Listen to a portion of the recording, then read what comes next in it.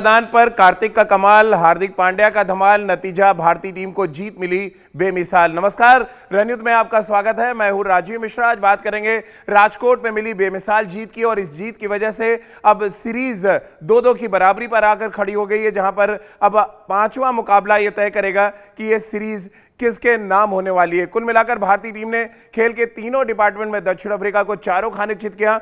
शुरुआत में भारतीय टीम की अगर हम ओपनिंग जोड़ी की बात करें तो उतना अच्छा शुरुआत नहीं दे पाए, लेकिन कार्तिक और हार्दिक पांड्या की तूफानी पारी की वजह से 170 रनों का लक्ष्य दक्षिण अफ्रीका के सामने रखा गया।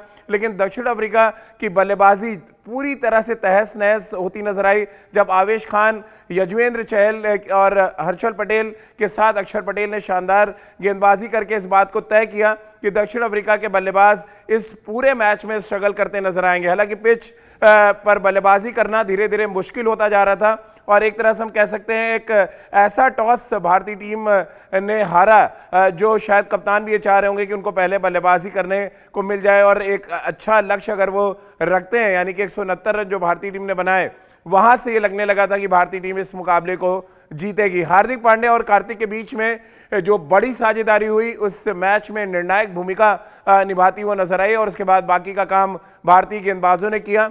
और आज हम कार्तिक के कमाल, हार्दिक पांड्या के धमाल और साथ ही इस जीत जो बेमिसाल मिली उस पर बातचीत करेंगे। हमारे साथ सबा करीम होंगे, हमारे साथ राजकुमार शर्मा जी और रितेंद्र सिंह सोडी हमारे साथ हैं। रितेंद्र, जीत बेमिसाल, हार्दिक का धमाल और कार्तिक का कमाल, क्या आज हम कह सकते हैं इस राजकोट में मिली बड़ी जीत के ऊपर?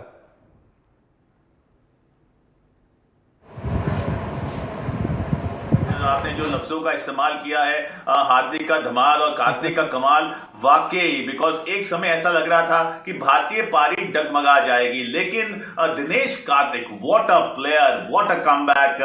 ऐसा लग रहा था शायद अभी इनकी क्रिकेट ज्यादा अंतरराष्ट्रीय में नहीं रही है, but I think he still has lots of days left in him. जिस तरह आज बल्लेबाजी की है, it was a match winning knock by him. और हार्दिक पांड्या का जो कारवा है अच्छी फॉर्म का, वो थमने का नाम नहीं ले रहा। ये बहुत अच्छे संकेत हैं। तो जी हां, भारत ने 2-0 से 2-2 की बराबरी कर ली है। अब इतवार को बहुत बड़ा फिनाले है, लेकिन यहां पे मोमेंटम ये मैच जीतने के बाद पूरी तरह भारत के हक में आ गया है। बिल्कुल। और सबा भाई, जिस तरह से पिच ने बिहेव किया, खासतौर से सेकेंड इनिंग्स में, जिस तरह से दक्षिण अफ्रीका बाउंस के सामने थोड़ा सा असहज नजर आया। पहले बौमा को चोट लगी, फिर आपने देखा होगा एंसन के सर पे बॉल लगी। क्या बल्लेबाजी करना बहुत मुश्किल होता जा रहा था, जिसकी वजह से 82 रन की बड़ी जीत मिली भारतीय टीम को, और पूरा क्रेडिट यहां पे जाता है उस साझेदारी को हार्दिक और कार्तिक के बीच में। खासतौर से कार्तिक ने 200 की स्ट्राइक रेट से बैटिंग की, सबा भाई, जिसने मैच का पूरा नक्शा ही बदल दिया। देखिए, जिस तरह से विकेट बिहेव कर रहा था वहां पर, वो 55 रन दिनेश कार्तिक के और करीब 46 रन हार्दिक पांड्या के बहुमूल्य हैं। इस विकेट पर अगर आपने 169 रन बना दिए हैं तो फिर उसको चेस करना बहुत कठिन हो जाता है, विशेष करके जब जिस तरह का विकेट है उसके माकूल हमारे पास गेंदबाज हैं, चाहे वो भुवनेश्वर कुमार हो, हर्षल पटेल हो, आवेश खान हो, यजुवेंद्र चहल हो, या फिर अक्षर पटेल क्यों ना हो, क्योंकि विकेट धीमा होता जा रहा था। इसमें अलग अलग किस्म का बाउंस नजर आ रहा था, कई सारी गेंदों पे गति मिल रही थी, कई सारी गेंदें जो फंसकर आ रही थी।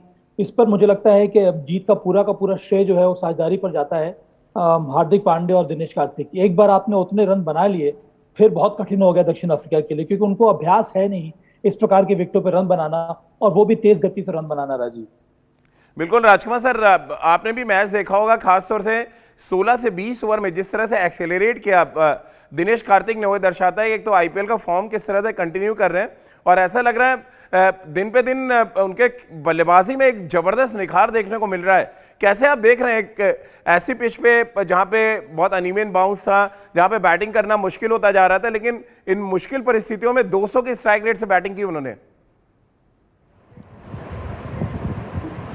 बिल्कुल राजीव, बहुत शानदार बल्लेबाजी की दिनेश कार्तिक ने, और पूरा का पूरा क्रेडिट मैं देना चाहूँगा उनको और हार्दिक पांड्या को इस जीत का, क्योंकि विकेट बहुत आसान नहीं था। थोड़ा सा बाउंस भी प्रॉपर नहीं था, हॉट बॉल नीचा रह रहा था, कुछ बॉल ऊपर भी आ रही थी, और वहाँ पर इस तरह की बल्लेबाजी करना, और वो भी तब जबकि भारत का स्टार्ट बहुत अच्छा नहीं था। तो वहाँ से उस स्थिति में उन्होंने भारत को पहुँचाया जहाँ पर भारत बहुत सेफ था, क्योंकि इतने रन इस विकेट पर नहीं चेज हो सकते थे, क्योंकि काफ़ी डिफिकल्ट विकेट था। और उसके बाद शानदार गेंदबाजी भी की भारतीय गेंदबाजों ने। लेकिन दिनेश कार्तिक की मैं बहुत तारीफ करना चाहूँगा कि जिस तरह वो रिस्पॉन्सिबिलिटी लेकर और जिस स्ट्राइक रेट से वो बल्लेबाजी कर रहे हैं वो बहुत ही लाजवाब है। और जो फिनिशर्स भारत को चाहिए थे, मुझे लगता है कि शायद हार्दिक पांड्या और दिनेश कार्तिक के रूप में अब भारत के पास बहुत स्ट्रांग फिनिशर्स हैं। बिल्कुल। और सभा भाई, अगर हम चारों मैच का एनालिसिस करें, एक तरफ ऋषभ पंत हैं जो एक तरह के पैटर्न पे आउट होते चले जा रहे हैं, वहीं दिनेश कार्तिक हैं जिन्होंने 2 ऐसी इनिंग्स खेल दी जिन्होंने मैच का नक्शा ही बदल दिया। अब क्या दिनेश कार्तिक नंबर 1 कंटेंडर है विकेट कीपर की रेस में, क्योंकि बहुत पिछड़ते चले जा रहे हैं ऋषभ पंत लगभग हर मैच के बाद? देखिए राजीव, मैं आपकी बात से कुछ हद तक सहमत हूं, पर मुझे लगता है कि आज समय है जो जीत है उस पर गर्व करने का हमें। क्योंकि देखिए ये जो काम है कि ऋषभ पंत से आगे कौन है, ऋषभ पंत से पीछे कौन है, ये आज के दिन मुझे लगता है हमें चयनकर्ताओं के ऊपर छोड़ देना चाहिए। क्योंकि आज जो जीत रही है ये मुकम्मल जीत है। एक स्ट्रॉन्ग दक्षिण अफ्रीका के टीम के विरुद्ध भारत को मैच जीतना, वो भी पहले बल्लेबाजी करना, टॉस हारने के बाद ये इस प्रकार के मैचेस को जीतना, ये बहुत बड़ी बात है। मैं मानता हूं कि ऋषभ पंत का जिस प्रकार का प्रदर्शन होना चाहिए बल्ले के साथ, वो क्लैरिटी नजर नहीं आ रही है। जो पोटेंशियल है उसमें उस हिसाब से बल्लेबाजी नहीं कर पा रहे हैं, और उसके वजह से दबाव थोड़ा बहुत भारतीय मध्य क्रम में बहुत ज्यादा बढ़ रहा है। तो भारत के लिए अच्छी बात यह है कि हार्दिक पांड्या शानदार फॉर्म में है, और जैसा कि आपने कहा कि दिनेश कार्तिक का इस तरह का फॉर्म इसके पहले अंतर्राष्ट्रीय क्रिकेट में कभी भी नजर नहीं आया था। बिल्कुल। और रितेंद्र, हमने कीपर वर्सेस कीपर तो बात कर ली, अब कप्तान और उप कप्तान की बात कर लें। कप्तान पूरी तरह से गैर जिम्मेदार बल्लेबाजी कर रहे हैं, और वाइस कैप्टन जो हैं वो दिखा रहे हैं कि आयरलैंड के लिए अगर उनको कप्तान बनाया गया तो कितनी जिम्मेदारी के साथ खेल सकते हैं। बहुत मुश्किल परिस्थितियों में जिस तरह का उनका शॉट सिलेक्शन था, और कुछ ऐसे छक्के उन्होंने लगाए जो ऐसा लग रहा था कि वो खाली रेस से छक्के मार दे रहे हैं, बैट स्विंग उनका इतना तेज आ रहा था। कैसे आप देखते हैं Hardik Pandya as a cricketer groom होते हुए, और अब क्योंकि वो कैप्टन है हिंदुस्तान के आयरलैंड में, एक अलग हार्दिक पांड्या को हम देख पा रहे हैं पिछले कुछ मैचेस से? बिल्कुल सही कहा राजीव आपने। देखिए, ये लड़का हार्दिक पांड्या, आपसे अगर हम कुछ दिन पहले की बात करते हैं, ऐसा लग रहा था कि भारतीय टीम में आना बहुत मुश्किल बात है। बट जिस तरह आईपीएल का जो सफर घटा है गुजरात के लिए, और जैसे अंतर्राष्ट्रीय क्रिकेट में आके जो फ्लैम्बॉयंस देख रही है वो बकमाल है। तो आई एम श्योर अगर आप मेहनत करते हैं, अगर आप में जद्दोजहद है, तो आप हार्दिक पांड्या बन सकते हैं। और आपने सही कहा, जिस तरह आज परिस्थितियां थी, मुश्किल परिस्थिति, विकेट इतना आसान नहीं था, ऐसी बल्लेबाजी करना, और अब कप्तान भी हो गए हैं भारत के आयरलैंड के खिलाफ, तो ये बहुत ड्रामेटिक टर्न अराउंड है। और हर यंगस्टर के लिए एक बहुत बड़ी सीख है कि कभी भी क्रिकेट खत्म नहीं होती है। अगर आप मेहनत करते रहेंगे तो ऊपर वाला भी आपको बहुत सीधी नजर से देखता है और ऐसा बनाता है। जैसे हार्दिक पांड्या अब एक जबरदस्त मैच विनर बन गए हैं भारतीय टीम के फिर से। बिल्कुल। और इस मैच में जिस तरह की गेंदबाजी आवेश खान ने की वो बहुत कमाल था। सभा भाई, जिस तरह का बाउंस उनको मिल रहा था, क्या मैं हमेशा उनकी एक्शन में कैरेबियन फ्लेवर देखता हूं, जिस तरह का हाई आर्म एक्शन है और जिस तरह से थोड़ा सा ओपन चेस्ट वो गेंदबाजी करते हैं, बट आज बहुत लीथल वो नजर आ रहे थे। क्या रीजन आप देख रहे हैं? पिछले कुछ मैचों में विकेट ना ले पाने की एक भूख थी, या आपको लग रहा है पिच उनकी गेंदबाजी को ज्यादा सूट कर रही थी? देखिए, दोनों फैक्टर्स हैं। भूख भी थी, वो भी चाहते हैं जिस तरह से हर्षल पटेल ने गेंदबाजी की है, जिस प्रकार से भुवनेश्वर कुमार गति के साथ बॉलिंग कर रहे हैं, परेशान कर रहे हैं, कुछ उसी प्रकार का प्रदर्शन उनका भी होना चाहिए। जिस तरह का एक्शन है उनका, अंत में शोल्डर का इस्तेमाल करते हैं, इसी वजह से उनको जो बाउंस प्राप्त होता है इस प्रकार के विकेटों में बहुत डिस्कंसर्टिंग होता है।